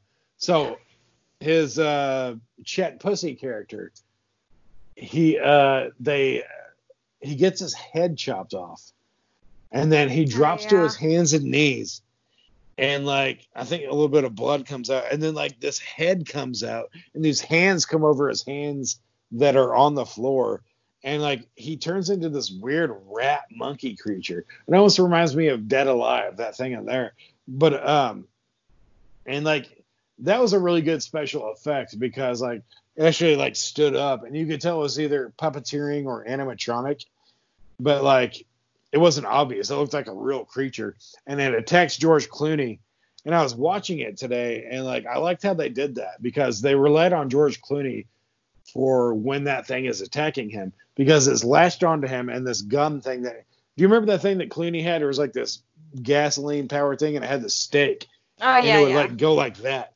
So like he has this thing between him and the creature, and this creature's like trying to mess it or trying to kill him or whatever. And like you could tell Clooney did like a lot of work for that part, because like I think it was like probably attached to him somehow, so he had to like fight and move around a bunch. So he was looking like he was, you know, trying not to get killed. At the same time, this creature looks like he's trying to attack him as he's like attached to him. So I thought that was like really well done how they did that. I'll have to give it another watch. It has been like a year or so since I've last seen it, so yeah. I won't give a true spooky girl rating until I've seen it fresh in my mind and I can truly appreciate it for what it is. Right. Well, what's your spooky? Did you already give your spooky girl rating for? Like, probably like an 8. Right 8? Now. Right now it feels like an 8. Well, you want to fight me? Can't fight me through this webcam.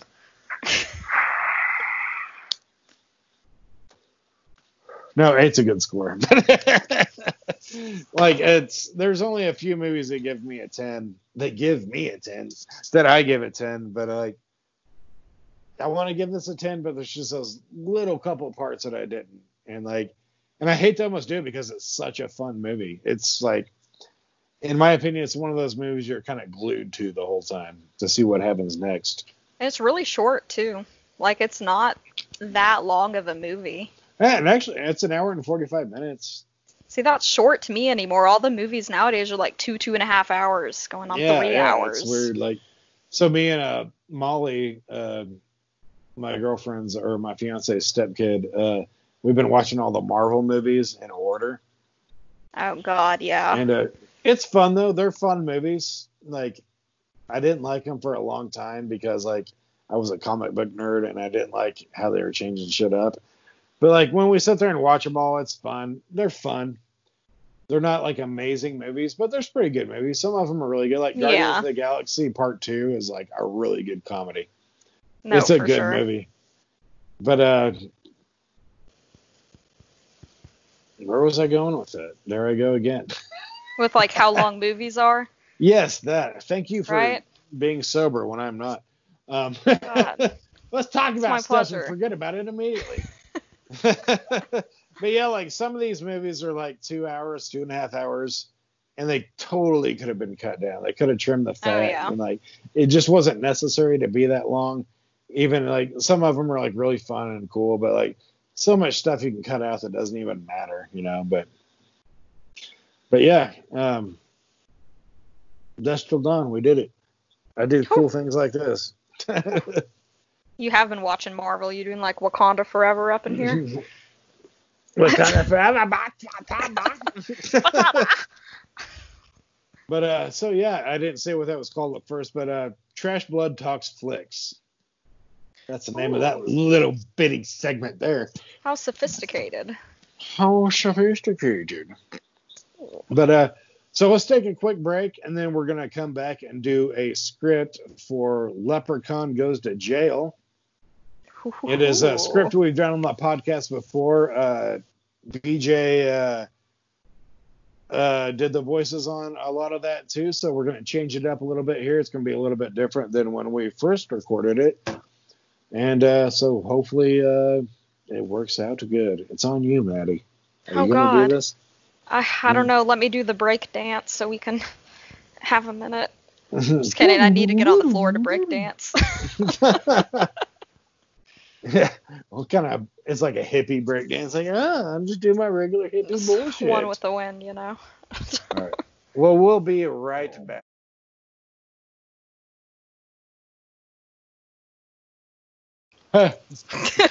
Hey, everybody.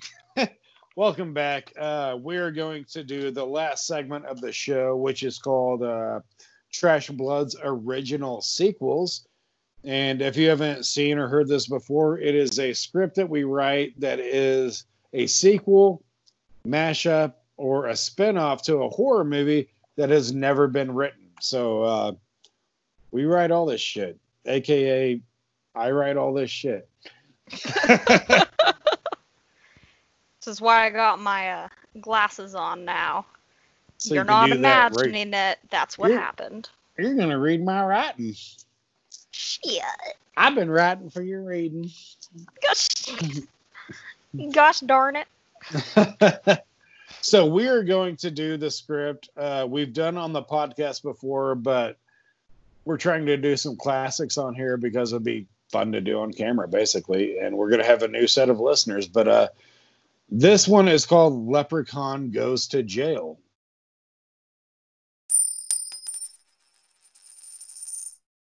And the script was suggested by, or the title was suggested by Beth Franzak from the Frank and Beans podcast. Go check them out. It's like a sex and relationship podcast, and it's pretty fucking awesome. But check this out. Here we go. Leprechaun Goes to Jail. Let me wipe off my talking lips. Me too. Gotta get these talking lips clean. Now let me re-wet it. Now I gotta wet my talking lips. All right, Leprechaun Goes to Jail. Exterior, some goddamn forest. Leprechaun is running as fast as he can from the cop that's chasing him. He yells at him. You'll never catch me, you piggy bastard. I'm faster than shit in hell. The cop is gaining on him and sweating. The cop yells, like hell I won't catch you. There's nothing a cop likes better than arresting a foreigner. Racist son of a bitch. Take this ass blast extravaganza. He farts a green cloud, and the cop runs through it and coughs. That smells like rotting fish cum. It's because that's what I eat. Rotting fish cum is a real neat thing for me.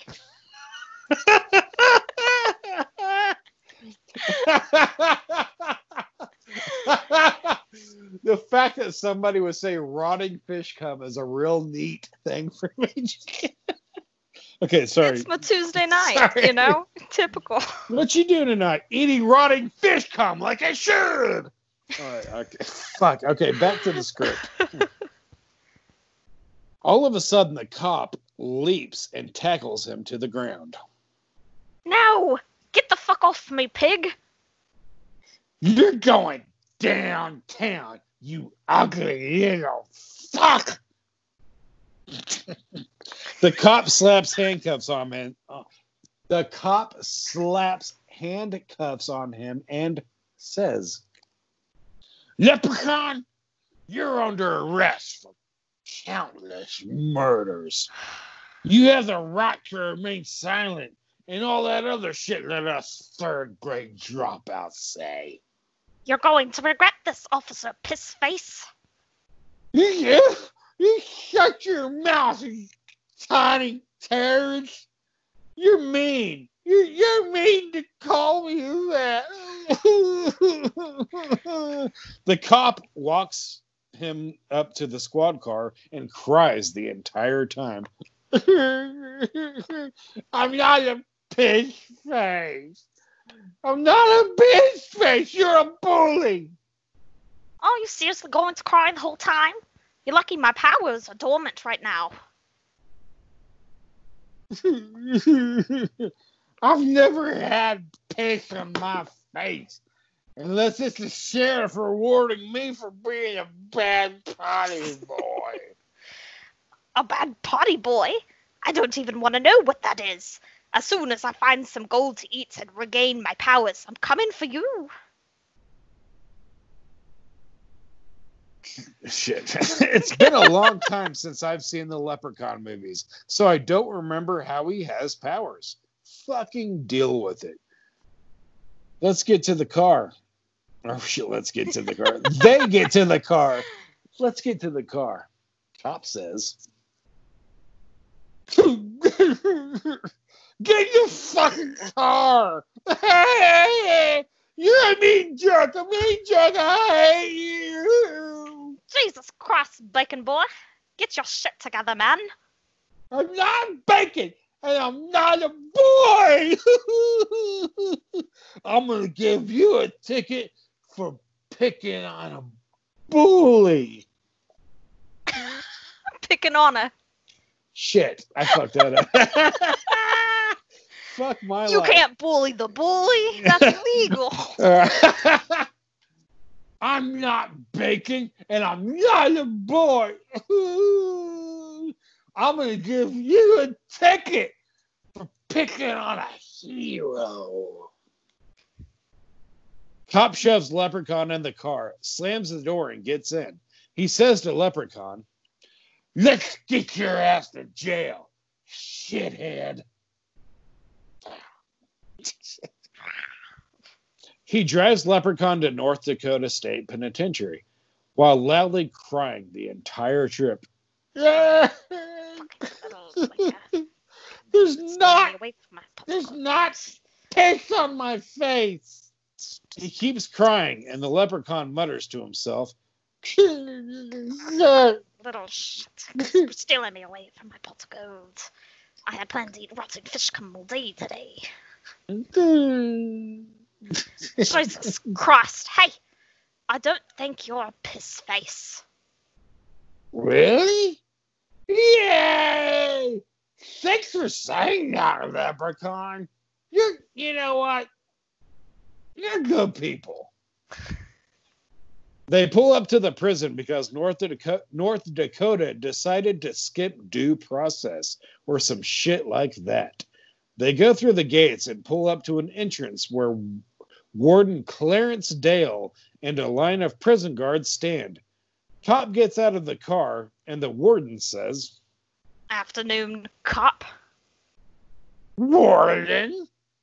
Cop, have you been crying?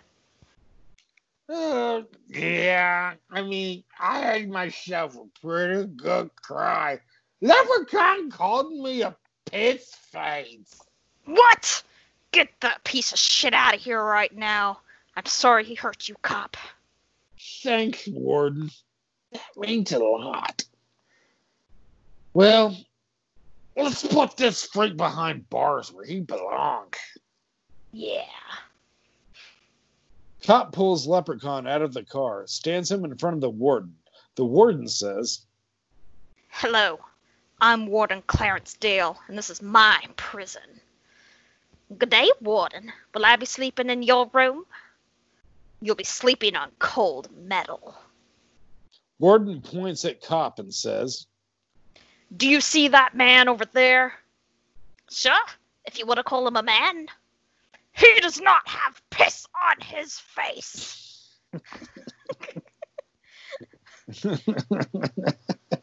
You North Dakota law enforcers sure are sensitive, laddies. Guards, take this little fuckhead to his cell.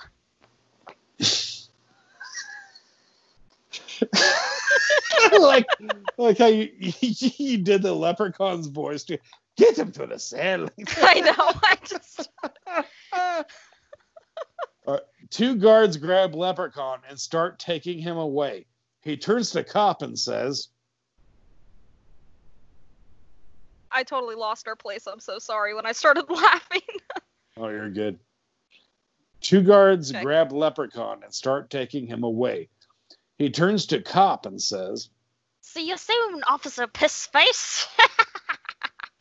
Hey! I told you! I'm not a piece face! Why are you so rude? Get him out of here! Get him out of here right now!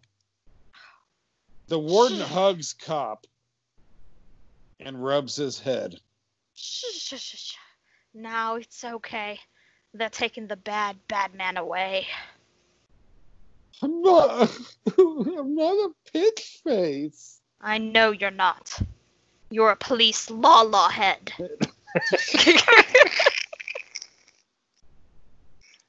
Police law head. It's not a metalhead. It's not a pothead. It's a law head. LAW law head. Interior, inside the jail. Let's see what time we. I'm looking at how much time we got. Okay, cool. Interior, inside the jail. The guards are walking Leprechaun to his cell, and the prisoners are yelling obscenities the whole time. They get to the cell. They uncuff him and throw him on the ground. He says to the guards, You're going to pay for that, crap eaters. They cry yell at the same time, and then they both run off crying. we don't eat crap. We don't eat crap. I promise, man. I promise. I don't eat crap. Cops, they're just the worst. Leprechaun stands up and sees his cellmate. He's a huge, bald Latino guy covered in tattoos. The guy says, What's up, little Holmes? Hello, Big Holmes. The name's Leprechaun. He reaches his hand out, and the man shakes it and says, I'm Tough Carlos. I'm the baddest motherfucker here. You're lucky they put you in here with me. I got my sillies back. That's good to know, Tough Carlos. I have your back, too. I may need your help with something. And by the way, I'm just going to tell everybody I'm not trying to sound like a stereotypical Mexican guy. I feel like we have to explain shit like during these times and whatnot. And like, I'm not trying to be racist in any way. It's just my impression of a cholo. All right, action.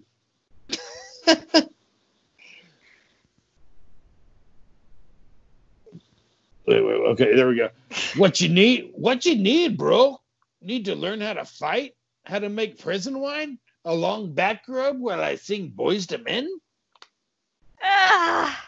No, none of those. I do love boys to men, though. And a 1, and a 2, and a 1, 2, 3. They both sing Boys to Men. I'll make love to you like you want me to. And I'll hold you tight. Baby, all through the night I'll make love to you. When you want me to.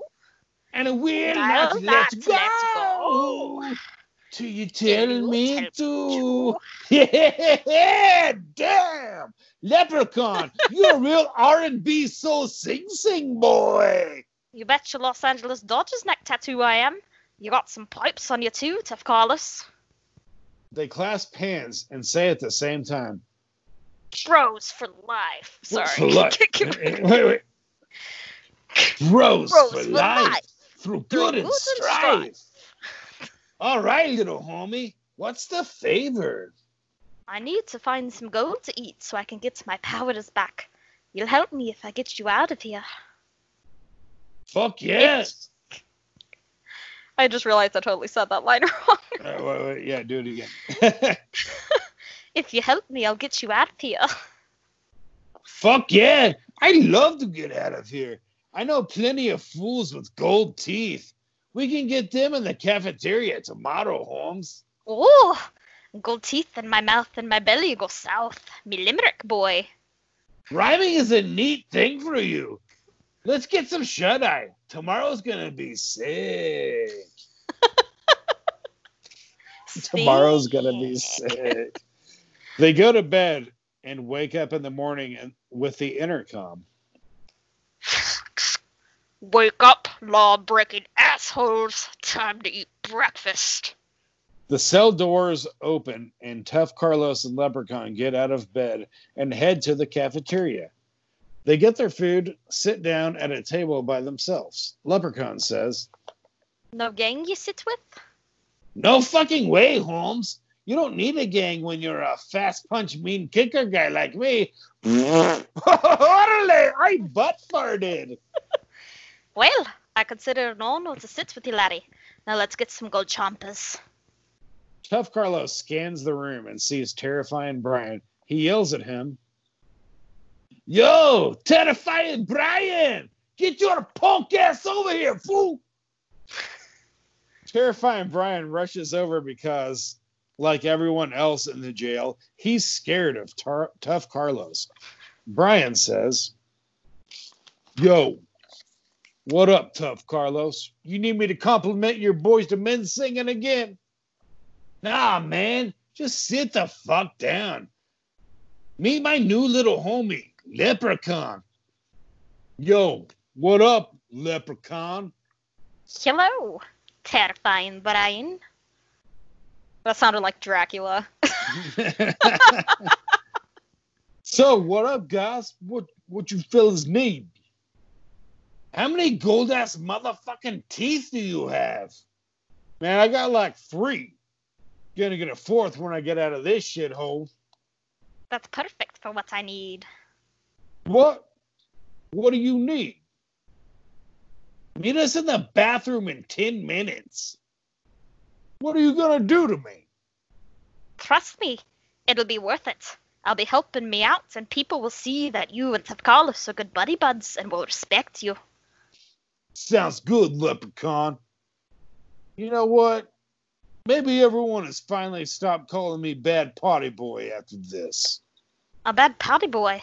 I don't even want to know what that is. You see, homie? It's when... I said I don't want to know what that is. Sounds yuck poopy gross. Yeah, it's pretty gross. Well, I'm gonna go ahead to... I'm a good head. I'm a good head.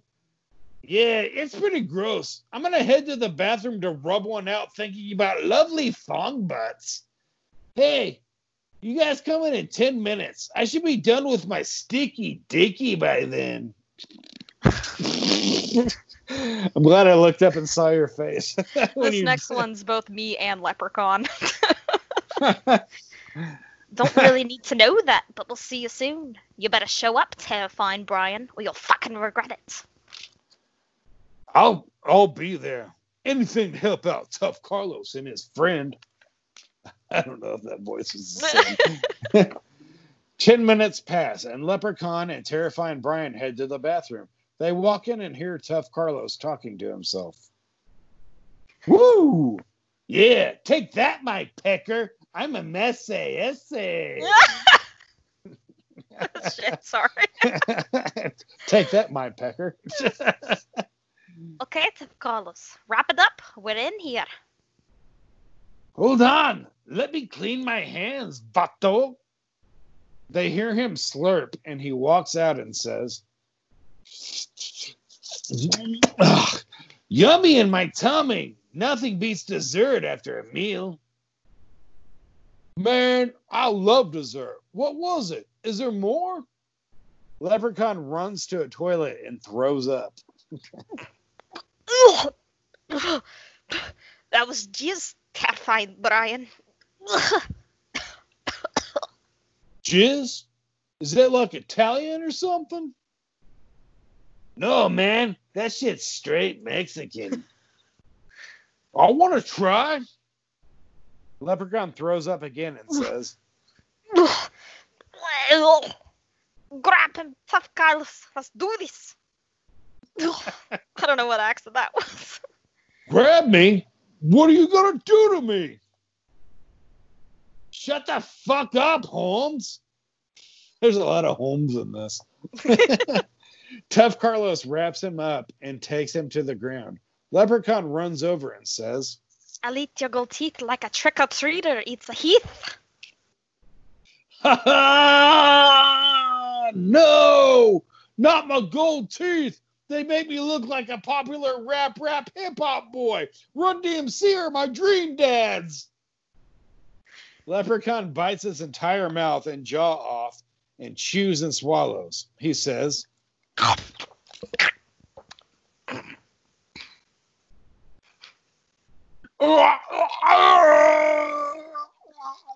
my jaw." A little bit of gold should break the mold. Rhyming is a neat thing for you. It's a limerick, Tough Carlos, and you're goddamn right, it's a neat thing for me. Me powders are back, but I need more gold to gain more strength. Terrifying Brian is on the ground, shaking and bleeding out while his tongue is flopping around. A guard walks in and yells, "Hey, what the fuck is going on in here?" "Nothing, say. We're just dropping mad craps. Terrifying Brian pooped so hard, his goddamn jaw fell off." "That's not how poop works. Both of you, on the ground, now." Leprechaun senses that the guard has gold on him and says, Hey, dick throat, I smell ye gold. I'm not a dick throat. That hurts my feelings.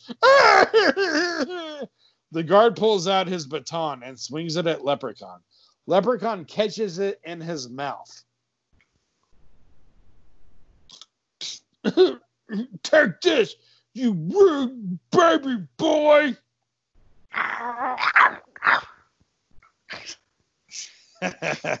Leprechaun bites the baton in half, thrusts his hands into the guard's crotch, and rips off his dick and balls. Yeah, that's gross and obscene, but, whatever. Fuck it. The guard screams, "Oh, yip, yip, no! Yip, yip. Yip, yip, no!" Tough Carlos gaps. Tough Carlos gasps, gets excited, and yells, "Oh, man, that was awesome, Lep Dog. You're a real junk rip boy. Bye-bye, pee-pee." Whoop, there it is. Whoop, there it is.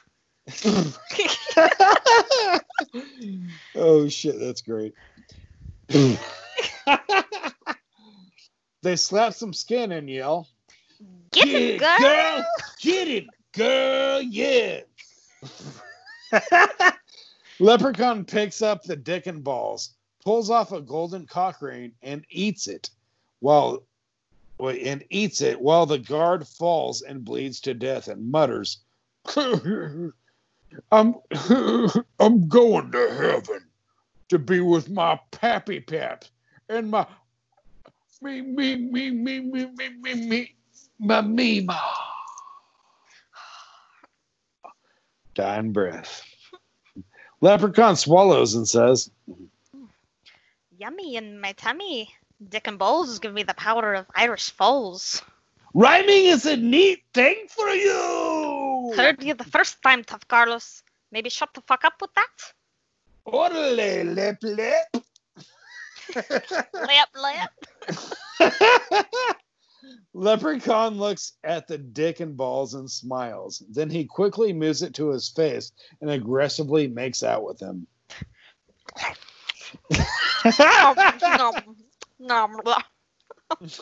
That's what that sounds like, right? Yo, what the fuck, man? Chill out, TC. In the leprechaun world, dicks and balls are girlfriends. That cock ring was thick, and now I have all my powers. Let's get out of here. That's also in the leprechaun world. Girlfriends are dick and balls. Leprechaun puts the junk in his pocket. I forgot about this shit. They walk out to the bathroom and everyone is looking at them. Leprechaun has blood on his face and Tough Carlos is ready to fight. Terrifying Brian's gang come up to them. Some dude says, "Hey, motherfuckers, where's Terrifying Brian?" He's in the bathroom. He has the Grumpy Drumpies. Grumpy Drumpy. Grumpy Dumpies. I keep misplacing the R.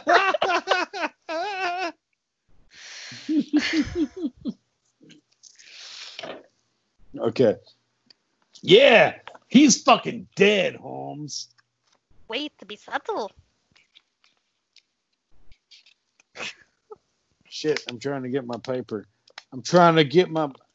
We're all just trying to get that paper. All of us. I mean, that's really what we're doing in this world.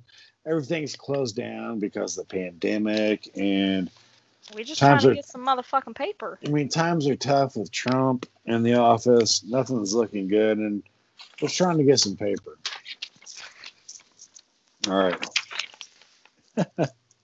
There we go. Here we are.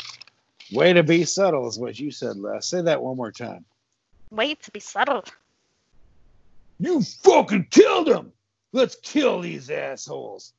They start charging the two when all of a sudden Leprechaun pulls out a handful of four-leaf clovers and blows them at them. As they swallow them, they start choking. Chew before you swallow, boys. I don't know why I wanted to do a Leprechaun voice. These fools don't even know how to eat. Idiots. They fall to their knees and clovers start ripping through their skin and coming out of their ears, nose, eyes, and mouth. They fall over and die. Leprechaun says, Once you eat the clover, everything is over. rhyming is a neat. Shut the fuck up with your rhyming a neat thing shit. Whoa, Lep Dog, don't talk to me like that. Leprechaun takes his hat off and pulls a crazy snake out of it. St. Patrick's not here to save you. Hey, man, I thought we were homies. Killing is a neat thing for me. He throws the snake at Tough Carlos, and it goes in his mouth. Apparently, Leprechaun likes to throw shit in people's mouth. The snake goes down, while Tough Carlos shakes and groans. Oh no! Ah!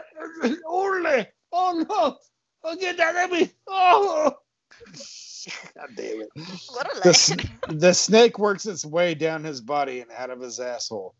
The snake lands on the ground and is covered in blood and shit. Tough Carlos falls and dies. Leprechaun picks up the snake and puts it back on his hat and says, Thanks for the help, my friend. Now time to kill the warden and cop and get the fuck out of here. He puts his hat back on and goes to the exit door.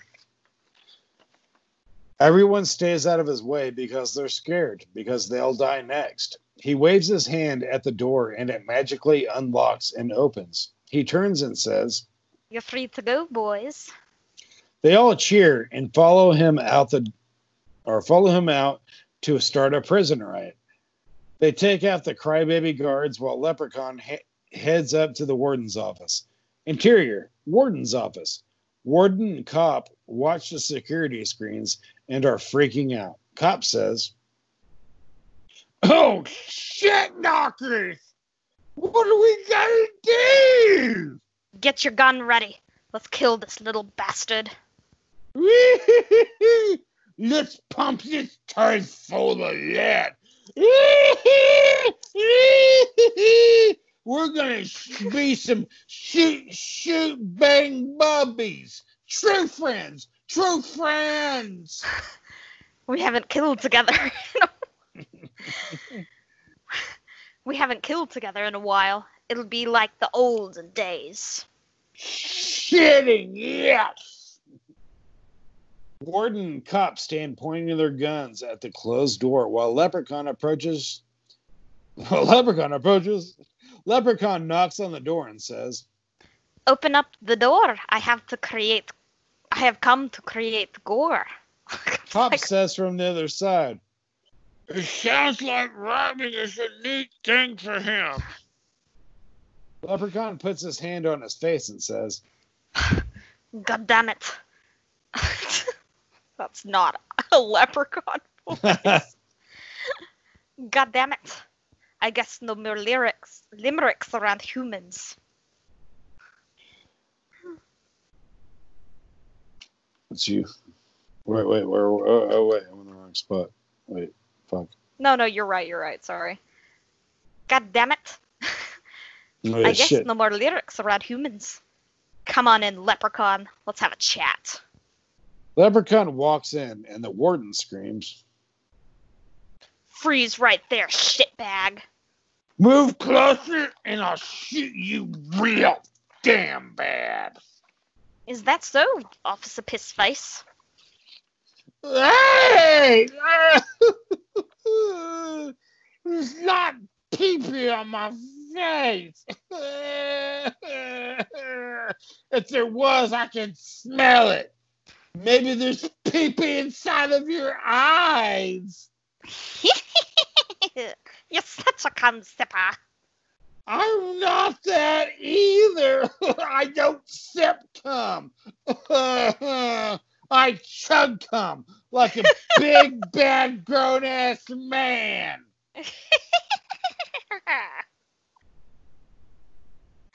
Shut your fucking mouth. He shotguns cans of cum. There's not piss on his face right now. I'm not rewarding him for being a bad potty boy. I don't even want to know what that is. By the way, idiots, look at your guns. They look down and see that their guns have turned into baby bottles. They both say, "What the fuck?" What the fuck? Baby bottles for piss face What the fuck? I can't stop laughing at it. It's like fucking with me. Whew. Baby bottles for piss face baby boys. Hey, you're mean!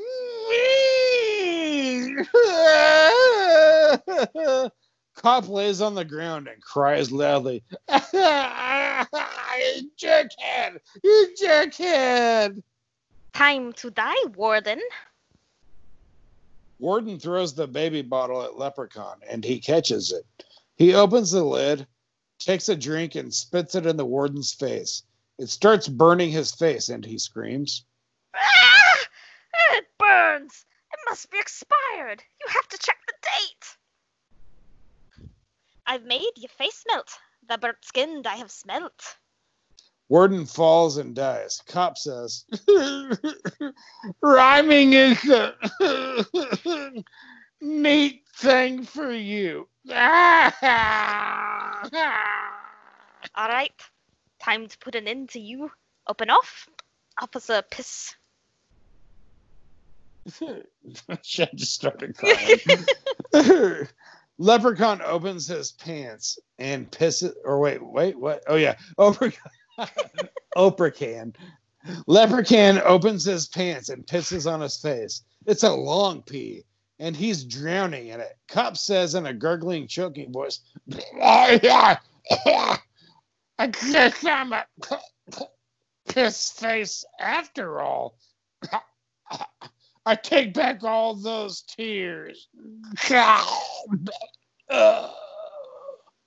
Well, it's been fun, assholes. Assholes. Assholes. Well, it's been fun, assholes. I'm going to hit the dusty trail. He looks up and sees a door on the ceiling that leads to the roof. He floats up to it because his leprechaun powers are some shit. He opens the door and goes on the roof where a black helicopter sits. He starts the engine and says, I've always wanted to bust me willy little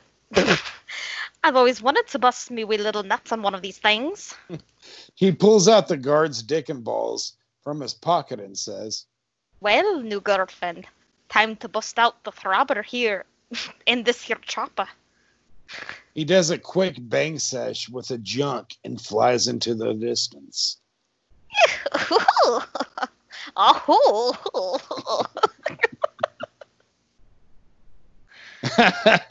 The end. Imagine having sex and saying me pot of gold. Yeah, me pot of gold. You wouldn't be able to stop yourself then. Like, it just had to happen. Like. Exactly. Oh, that was so much fun. We did it. That was Leprechaun Goes to Jail. I hope you guys liked it. And if you didn't, sorry. Whatever. I'm not sorry. Sorry, Fuck not off. sorry. Sorry, not sorry. But yeah, Maddie, thanks for being on today. Oh, it's always so good. It's good to be back. Yeah. This is a lot of fun. Like, thanks for sharing your experiences and doing a leprechaun's voice. Halfway doing a leprechaun's voice. Halfway to leprechaun voice. Rated R. In theaters July 27th. Oh, yeah. Well, anyways, before we get out of here, you got anything you want to say? You know, life goes by fast, so just press on the gas and eat some ass. Just like Grandma says. Learn from the best. And it's like the only thing she says. That's why it's weird. It's She hasn't said a single thing to me other than that since birth. I'm like, so. Hey, Grandma, how are you doing? She's like, she just does it. That was a neat thing for you. That was a neat thing for me. Anyways, guys, thanks for watching this. I had a lot of fun drinking natural light seltzer in front of you. I had a lot of fun drinking Blue Moon in front of you as well. Right in front of you. You're a bad influence. Goodbye, everybody. It goes something like this.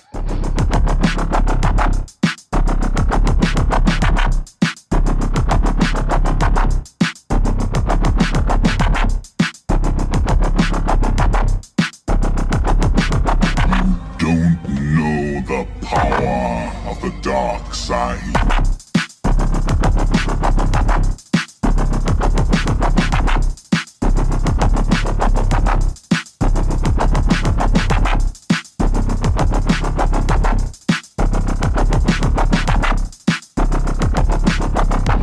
Don't know the power.